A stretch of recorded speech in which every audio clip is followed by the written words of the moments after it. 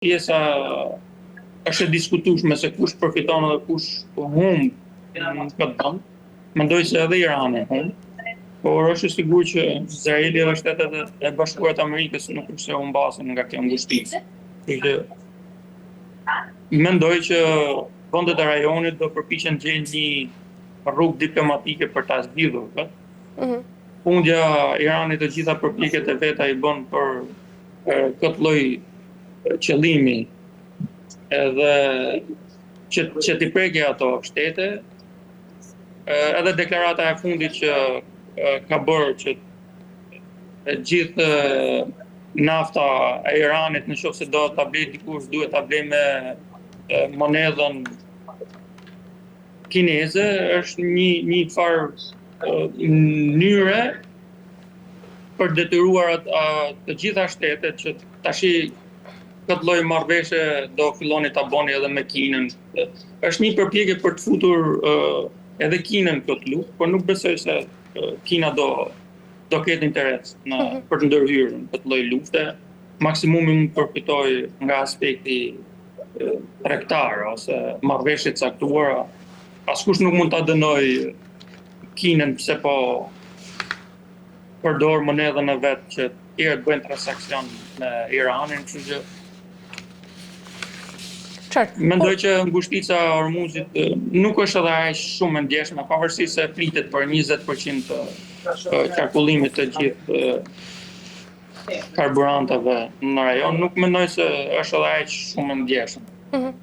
Mendon Bler se nga ana tjetër rrezikon ndoshta përfshirja e më shumë vendeve në patrullimin e kësaj rrugë detare të zgjerojë këtë konflikt mes këtyre vendeve? Irani pavarësisht provokimeve që ka bërë, që për mua mbetet goxha dyshim, edhe përveç se mbetet e dyshim, në shoh se ka një pjesë njerëzish që duan ta mbështesin me deklarata ose diçka Iranin, ose në shoh se ka një pakicë njerëzish të ndjeshëm ndaj asaj që po bën Irani, me faktin që Irani po përpiqet ta zgjerojë konfliktin edhe me shtetet e tjera, vetëm ja ka ulur atë pikët Iranit. Vendet e rajonit të gjirit janë përdispozuar që ta kërkojnë paqen, qetësinë në rajon, sepse nga kjo nuk përfitojnë as Katari, as Emiratet. Tregu në të vende, qoftë i turizmit, qoftë pasurive të paluajtshme, ka pasur shumë rënje, kështu që do përpiqen të futen më shumë në një marrëveshje këto vende sesa në një konflikt drejt për drejt. Rolin e Rusisë ndërkaq Bler si e sheh në gjithë këtë konflikt? Rusia është angazhuar me luftën e vet në Ukrainë edhe normalisht mund të bëj tregti armësh ose mund të bëj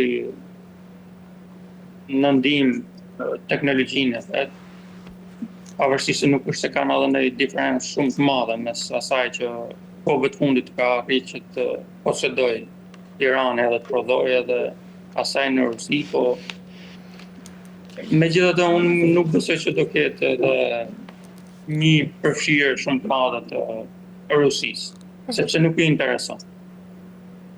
Nuk i intereson sepse ka luftën e vet me Ukrainën, të cilës akoma nuk po ditë japë drejtim.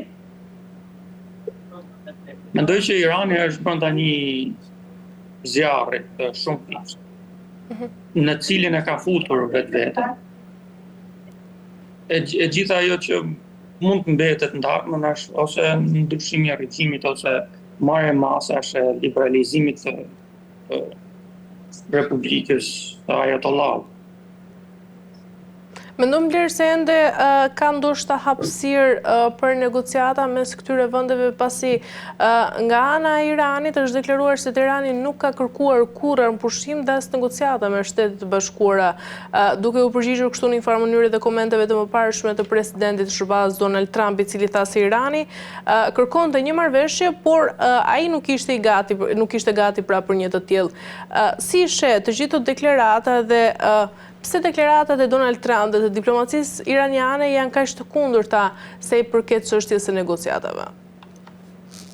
Sepse edhe në qoftë se ka tentativa kështu të nëndzeshme, Irani do përpiqet të tregojë që është shifor, edhe që do qëndrojë.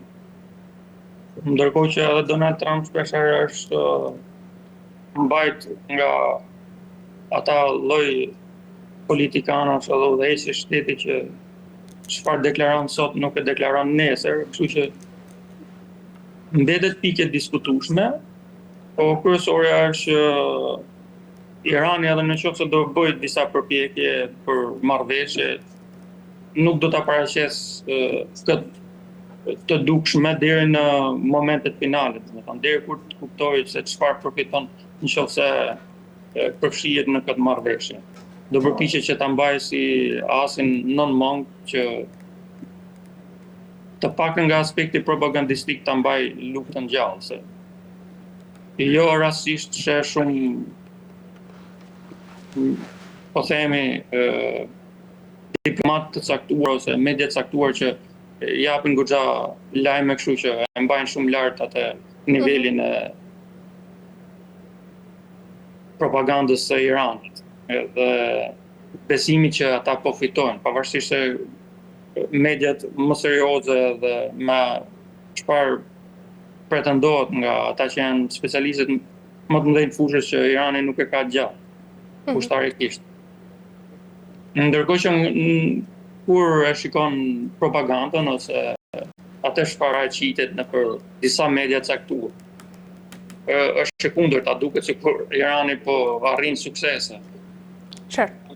Mirë, Bler, për të mbyllur, pra, pasi jemi në fund, në të gjithë këtë situatë, mendon se rrezikon zgjerimi i sulmeve izraelite në Iranin perëndimor edhe qendror, ndoshta të ndezë një konflikt edhe më të madh në rajon dhe nga ana tjetër, nëse do të ndodhte kjo, cilat do të ishin pasojat në të gjithë lindjen e mesme?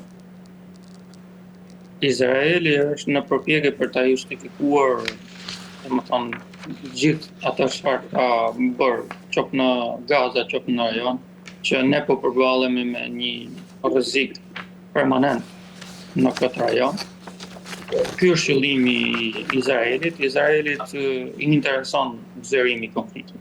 Në këtë pikë historike që është, i intereson zgjerimi i konfliktit. Siç thash, vendet e rajonit janë përpjekur që të mbajnë një farë ekuilibri, që lufta mbetet kryesisht mes Iranit dhe Izraelit, që të ketë zgjidhje sa më shpejt. Po të kthehemi edhe historisë, domethënë, në kaluarën tregon që në fund të paktën prej në revolucionin e Khomeinit në 1979, 1980, prej në atë kohë këto dy shtete kanë qenë kryesisht në konflikt propagandistik, pastaj edhe në iniciativa të ndryshme me grupe guerrille ose me mbështetje të grupeve të caktuara, qoftë si Hezbollah apo Hamasi ose. Kështu që po të kthehemi tek historia na dëshmon më së miri se çfarë po ndodh sot. Ndoshta Shtetet e Bashkuara të Amerikës kohëve të fundit mendojnë që duhet të vendosen një farë stabiliteti në lindjen e mesme, sepse nuk po arrin më edhe ta justifikojnë pambaremisht Izraelin. Ajo që e justifikojnë mbas asaj që ndodhi në Gaza, Izraelin është kjo luftë, kështu që duket sikur nga këtë luftë ka përfituar vetëm Izraeli. Edhe ndoshta duke pasur parasysh përmbajtjen e shtetit iranian, ndoshta edhe ajo ka justifikuar veten që jemi kaq të mbyllur, jemi ky lloj regjimi siç jemi, sepse kemi të bëjmë me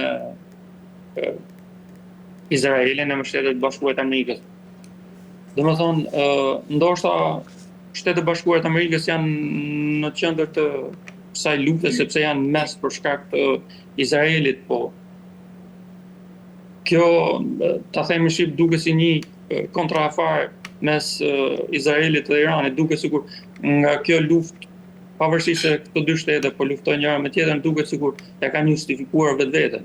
Izraeli që ka përballë një shtet si Irani, ndërsa Irani po justifikon veten përballë protestave që filluan ndodhin në Iran, që shiko se jemi në gjendje lufte, ne duan të na shkatrojnë shtetin sepse ne jemi të fortë, ne jemi që mbajmë islamin, se e përdorin doktrinën fetare, e përdorin edhe për ekspansion politik, kështu që si thash, këto dy shtete janë ato që pavarësisht se kanë konflikte njëra me tjetrën, humbjet i kanë përbashkëta, qoftë njerëzore, qoftë ushtarake, po në fund të dyja shtetet po justifikojnë vetveten, pse janë në atë gjendje dhe pse eksportojnë dhunë. Izraeli që eksporton dhunë në Gaza edhe në Liban, Irani që eksporton dhunë qoftë brenda vetë popullit të vetë, qoftë edhe duke mbështetur grupe të caktuara guerrile në shtete si Libane, në Afrikë dhe në Yemen, e në vendet ndryshme. Kështu që tu çdon pak, ka diçka për te kësaj. Siç thash, prandaj them që Shtetet e Bashkuara të Amerikës janë të interesuar që ketë një konfigurim ndryshe në rajon dhe të ketë një stabilitet. E qartë. Për frenuar ekspansionin